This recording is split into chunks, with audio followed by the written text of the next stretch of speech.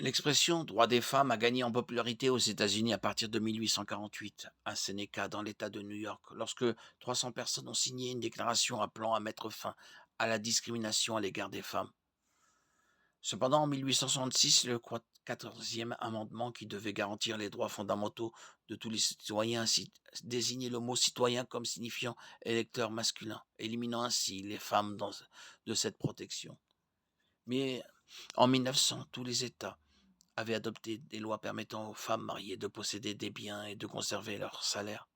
Malgré ces avancées, l'histoire n'a pas été tendre avec les femmes. Malgré les libertés dont les femmes jouissent dans l'Occident moderne, les lois et pratiques injustes du passé nous hantent toujours et de nombreux pays continuent de traiter les femmes comme des êtres humains inférieurs. Certains prétendent que la Bible est l'une des raisons pour lesquelles les femmes ont été traitées injustement. D'autres affirment que la Bible a semé les graines de la libération pour les femmes. Examinons les droits des femmes à la lumière de la Bible. Avant d'examiner ce que la Bible dit sur les questions sociales, nous devons toujours comprendre le contexte d'un passage particulier et le public auquel il s'adresse. La Bible est un ensemble de livres, tous inspirés par Dieu, mais écrits par des auteurs différents, à des époques différentes, dans des buts différents. Par exemple, le commandement de Dieu aux Israélites de détruire les Hittites et les Cananéens de Deutéronome 10-17 n'a pas été écrit pour les chrétiens du XXIe siècle. Nous ne pouvons pas agir sur la base de ce commandement. Il ne nous était pas destiné. Au contraire, nous en tirons des leçons et cherchons à comprendre les desseins de Dieu.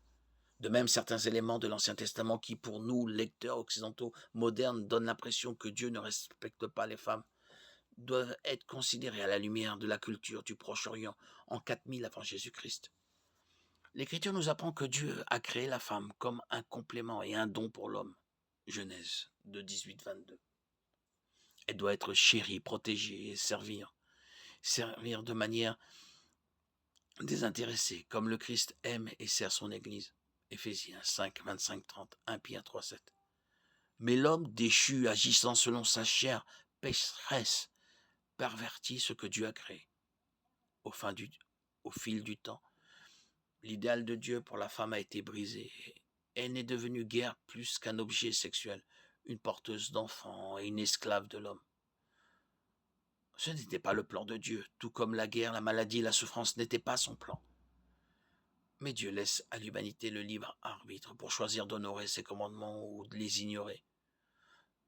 Cependant, chaque choix entraîne des conséquences. L'une des conséquences du mauvais usage que l'homme a fait de la femme que Dieu lui a donnée et que son autre moitié a été maltraitée, irrespectée et violée tout au long de l'histoire.